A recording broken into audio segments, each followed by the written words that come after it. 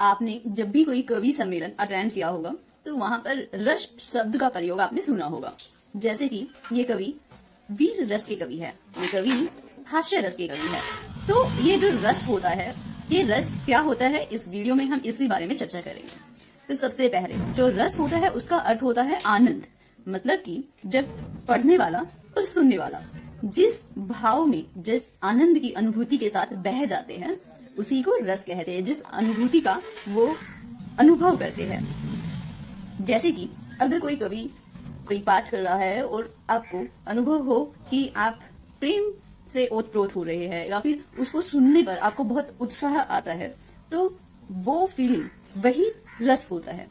जो रस है वो जिस तरीके से अलंकार को काव्य का आभूषण बोला गया है, वैसे ही रस को काव्य की आत्मा कहा गया है।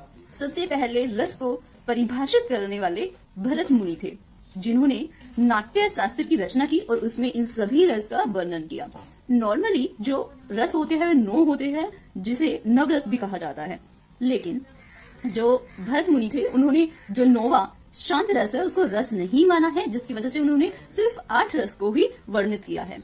अब उनके बाद एक कवि आए सूरदास, जिन्होंने 11 रस को बताया है और इन 11 रस को मैं आपको एक एक करके सभी के नाम बता देती हूँ। जैसे कि श्रृंगार रस, हास्य रस, करुण रस, वीर रस, अद्भुत रस, भयानक रस, रौद्र रस, विभत्स, शांत रस, वात्सल्य एवं भक्ति रस। अब मैं आपको इन सब का एक एक उदाहरण देते हुए इसके बारे में थोड़ा सा बताती हूँ। अब देखिए, जो करुण रस होता है, करुण रस नाम से ही आपको पता चल जाएगा। करुण मतलब शोक, मतलब कोई दुख, जिसको सुनकर आपको किसी दुख की अनुभूति हो, वो करुण रस होता है। जैसे कि दुख ही जीवन की कथा रही, क्या कहूं जो आज न कही। ऐसे ही वीर रस होता है जिसमें उत्साह का अनुभव हो। खूब लड़ी मर्दानी वो तो झांसी वाली रानी थी, एक वीर रस का उदाहरण है। ऐसे ही यहाँ पर जब हम रानी लक्ष्मीबाई के बारे में सुनते हैं तो हमें उत्साह का अनुभव होता है, तो इस वजह से उसको वीर रस की श्रेणी में रखा गया।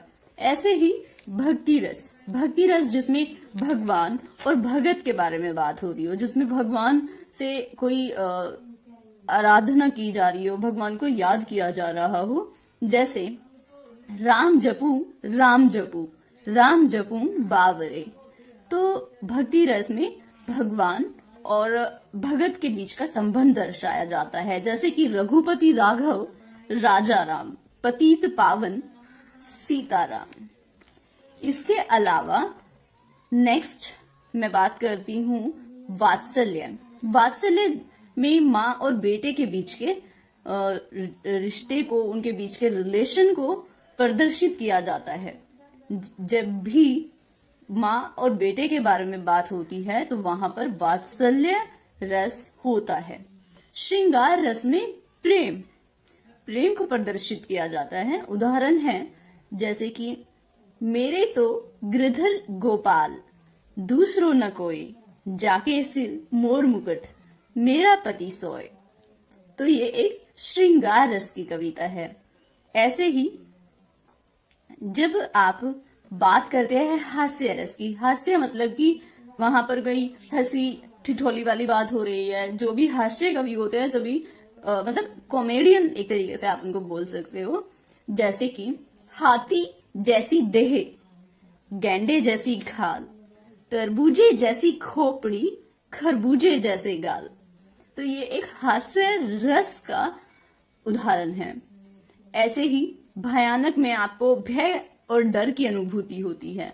सुनसान सड़क पर सन्नाटा था चारों ओर, सुनसान सड़क पर सन्नाटा था चारों ओर, लग रहा था डर, दूर भी थी भोर। है ऐसी अद्भुत, जब आपको आश्चर्य होता है तो वो अद्भुत रस की कैटेगरी में होता है। जैसे कि मछली चलकर जमीन पर आई, अचंबा देख ये साहिल भाई। मतलब मछली थोड़ी ना कोई जमीन पर चल सकती है, ये सिर्फ कवि की कल्पना है जो एक अद्भुत रस को दर्शाती है। शांत रस, जब मैं था तब हरि नहीं, अब हरि है मैं नहीं। सब अंधियारा मिट गया जब दीपक देखा माही, एक शांत रस का उदाहरण है।